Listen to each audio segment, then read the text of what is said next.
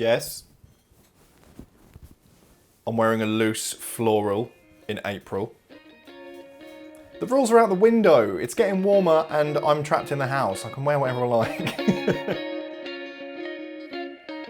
Hello. Oh,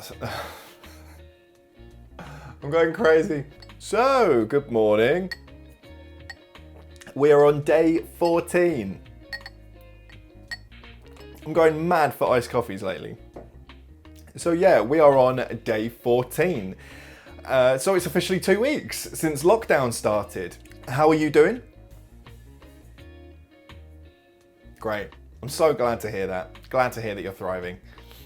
If you're not, then please do let me know, because I'm always open to chat about it. I know that it's a funny old, weird old time. Which is part of why I wanted to make the subject of today's video what I would recommend watching during quarantine. So these are the things that I've been enjoying watching while we've all been trapped indoors.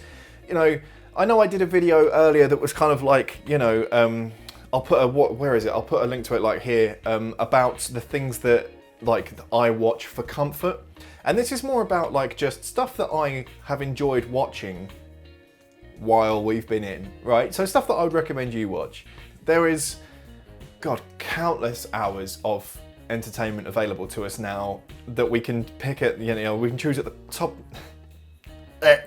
which we can choose at the pick at the top of a hat, at the drop of a hat, that we can choose from at the drop of a hat, that we can choose from at the drop of a hat.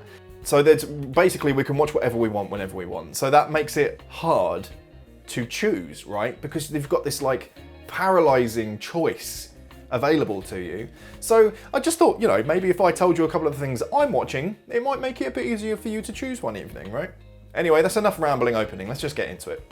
So what we've actually been watching a lot of lately is Futurama. And I think that it really, I know that The Simpsons is the legendary one, right? But I think Futurama really, like, has some funnier moments, right? Like there's some writing in there that's a little bit cleverer. More clever. I don't even remember which one of those is right. It's more cleverer. It's more cleverer. It's better. It's not always better, but there's definitely some jokes in it that are aged. I'm yet to see, you know, a gay person in the show that isn't used as a fey joke, which is, you know, but a lot of things are a product of their time and we have to, you know, we can be critical of them. But it's all available on Amazon Prime in the UK at the moment, so that's why we've been watching it. And I've just really enjoyed it because we've been playing so much Animal Crossing together. It's an easy, really super digestible thing to have on in the background. So Ben and I will just be laid out on the sofa, playing some Animal Crossing, and that'll be the kind of thing we have on in the background. It's funny, like, I like it, and it's such a throwback because I remember seeing these things when I was like 12. So yeah, Futurama. Now, something you're going to find on Netflix is, it's an anime based on Castlevania. Now, we've been watching the dub because I think it's actually not, this anime isn't actually produced in Japan. Please don't quote me on that, please don't quote me on that. But I think that the team is actually Western. And as a sort of, you know, if you're someone that normally doesn't like anime necessarily, I would highly recommend that you watch this series because it's very much not, you know, a lot of the things that I might find distasteful about anime, like tit physics, wailing, sometimes when Ben's watching anime and I can just hear like the wailing hitting a pitch, it's just, that really, really gets to me. It's very, very grounded, let's say, in comparison to a lot of standard anime. So if you're looking for something that's entry level, or if you normally aren't the kind of person that likes anime, I think that Castlevania is a really, really good one to give yourself a chance to try out. The animation is like stunning, and the design and the world they're building, the voice acting is sick. Like, it's a really, really good series. So I would highly recommend to anyone that you watch it. And there's not a huge amount of it either. Each series is quite short. There's not a really huge amount of episodes, and each episode is about 20 minutes or so. But it's definitely one of those things that is quality over quantity. So if you haven't yet, Castlevania, Netflix, highly recommend it. The documentary series I finished most recently was Cheer on Netflix. That is incredible. They're so good at character building in that documentary, honestly. And you'll like spend the whole episode really having a distaste for someone, and then they'll explain maybe what that person's motivations are, why they are acting the way they act, and you fall in love with everyone, honestly. It's so good. And the way they build tension throughout the series as well is whoever's working on the storylining for that documentary, they should be given all the awards. It's so good. Really, like, watch Cheer. Now, I also like... It's hard because a lot of, like... I like watching documentaries, right? I like kind of people-focused documentaries. I like weird documentaries. A lot of them I can't remember the name of. Oh, have you seen the one about the guys that dress up as dolls? That is a incredibly interesting documentary. There's also one about like furries that is in a similar kind of vein, I think.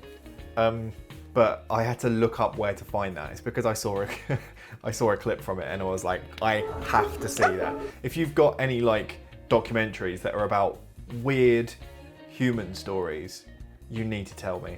Weird people stories, I'm into it. I'm really into it. So if you've got any, do like comment below or send them to me wherever we chat or whatever. Like I really want to hear them. Love them.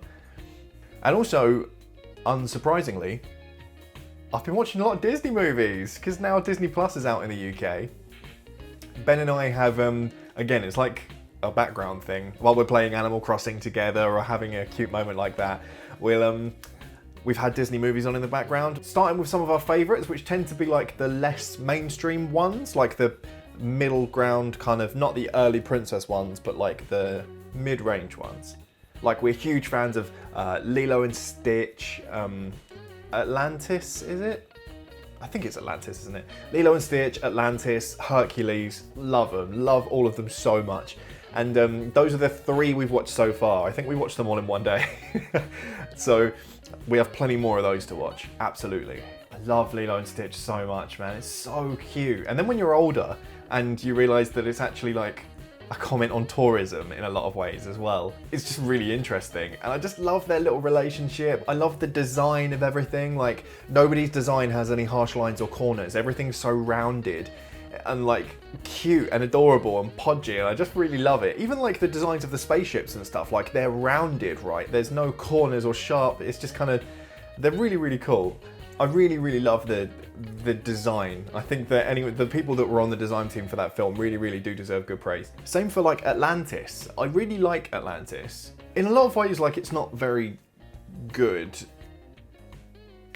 Like, and I hadn't saying that because I love the film, right? But the design and the world building and stuff like that, and some of the animation in certain shots, like when she, you know, becomes the heart of her people, legendary, so good. But then in a lot of ways, there's other animation that's maybe a bit scrappier, and you know, it's kind of a lot of highs and lows, I think. But overall, I really, really love it. And I didn't see it as a kid, I only saw it as an adult, so I don't necessarily have nostalgia about it. I just really, really like it. And Hercules, obviously, is just, I think it's one of my favourite Disney movies. Like, it's so cheesy and 90s, and like all of the cultural references and the humour in it and stuff. I really like it. And I think it's probably the Disney movie I used to watch most as a kid. Oh, so much started to just make sense. But I wasn't really like majorly into the princess movies or anything like that. So it was that kind of stage of Disney that I really watched a lot of. I remember, I need to find The Rescuers as well. Is that on Disney Plus? I really loved The Rescuers. And The Rescuers Down Under, because the Australian mouse was called Jake.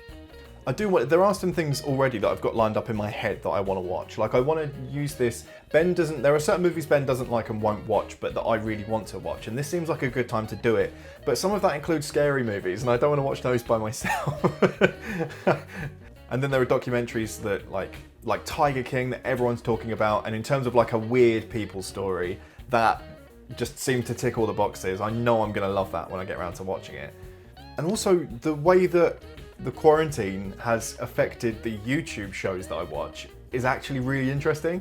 Stuff like Bon Appetit, the way they're filming videos from home. It's just interesting to see people's updates about how their content is affected by all the weird stuff that's going on right now.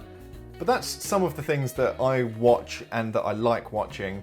If you can think of anything that you think I would really love, especially like documentary wise, then do let me know, because I love just having something like that on in the background. Like, I'm crazy about it. I hope you have enjoyed this video and maybe it's given you an idea of something to watch. Okay, bye.